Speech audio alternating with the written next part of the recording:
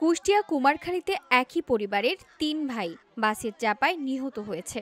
গ্রাম জুড়ে চলছে শোকের মাতম। শনিবার দিবাগত রাত ১টার দিকে ফরিদপুর ভাঙ্গা বরিশাল মহাসড়কের হামিরদি ইউনিয়নের মাধবপুর কবরস্থানের সামনে এই দুর্ঘটনা ঘটে।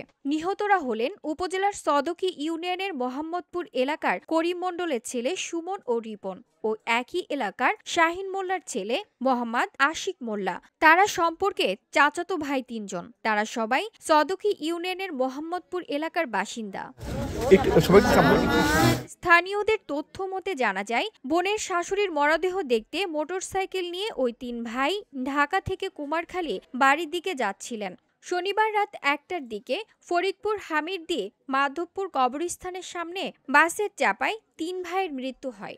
নিহতের বাড়িতে চলছে শোকের মাতম। সন্তানদের হারিয়ে শোকাহত তাদের পরিবার স্বজনরা। রবিবার বিকেলে নিহতদের মোহাম্মদপুর কবরস্থানে দাফন সম্পন্ন হয়েছে। কুমারখালী থানার ভারপ্রাপ্ত কর্মকর্তা পুলিশ পরিদর্শক আমিরুল ইসলাম বলেন, এ বিষয়ে সংশ্লিষ্ট থানার মামলা দায়ের করতে নিহতর পরিবারকে পরামর্শ দেওয়া হয়েছে। VOD Bangla news desk.